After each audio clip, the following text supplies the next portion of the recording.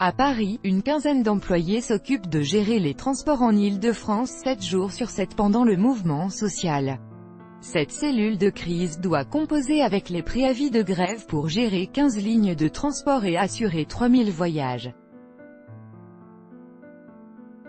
Les cheminots entrent samedi dans leur 25e journée de grève, 2 mois après le début du mouvement contre la réforme de la SNCF. Samedi, les cheminots entament leur 25e jour de grève. Depuis le début du mouvement, qui a commencé en avril, plusieurs cellules de crise gèrent au jour le jour la circulation des trains. Au siège de la SNCF à Paris, celle qui gère le trafic transilien travaille 7 jours sur 7 pour réorganiser les transports en Île-de-France. La réunion de travail de la cellule de crise des Transiliens, le 31 mai 2018, Elbra, 20 minutes, c'est dans une salle de réunion, au 9e étage, que se trouve la cellule de crise des Transiliens. Là, une quinzaine d'agents se relaient chaque jour pour donner les prévisions de trafic à 17 h, la veille de votre train. Dans la grande salle lumineuse aux murs blancs, l'ambiance est studieuse. Jean-Stéphane Monnet, directeur d'exploitation Transilien, note au marqueur des informations sur le tableau blanc. Ces informations, ce sont les prévisions de trafic de samedi, qui se dessinent petit à petit. On est S3, vision matérielle, couverture, le langage est technique. Chaque jour, il est en contact téléphonique avec une quarantaine d'agents de la SNCF partout en Île-de-France qui lui indiquent leurs derniers chiffres. Face à lui, des spécialistes sont en communication avec les agents de terrain, chacun dans son domaine, les conducteurs, les trains disponibles ou encore les aiguillages assurés.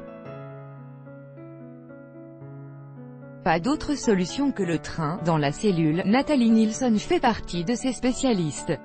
Elle est chargée de l'information des voyageurs. Doit-on dire « trafic perturbé » ou « trafic très perturbé », c'est elle qui décide, qui donne les éléments de langage qui seront affichés dans toutes les gares et sur Internet, en fonction des données de circulation. Pour la journée de samedi, elle a décidé que le trafic serait fortement perturbé, avec une vigilance particulière sur la soirée. Et pour cause, samedi 2 juin, en soirée, c'est la finale du Top 14 au Stade de France, en zone Transilien. Le tableau sur lequel est organisée la circulation des 3000 trains les jours de grève.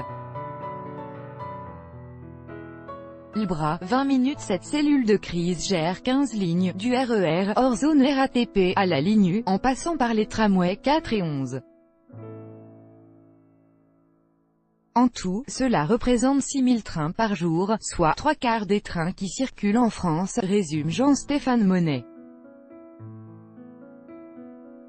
Les jours de grève, on en compte entre 2500 et 4000. Sur ces milliers de trajets, la cellule est chargée de faire de l'orientation stratégique.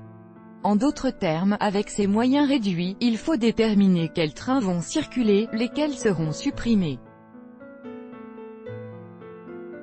Dans nos priorités, on essaie de prendre en compte le fait que, sur certains territoires, il n'existe pas d'autre solution que le train, comme en Seine-et-Marne par exemple, explique-t-il. On essaie aussi de garder un peu de cohérence sur les lignes. Les gens s'habituent aux horaires des jours de grève. 98% des transports promis sont assurés en contact permanent avec la préfecture. Ils peuvent aussi pour faciliter la circulation sur les autoroutes. Les jours de très grande grève, les conditions de circulation sont moins bonnes.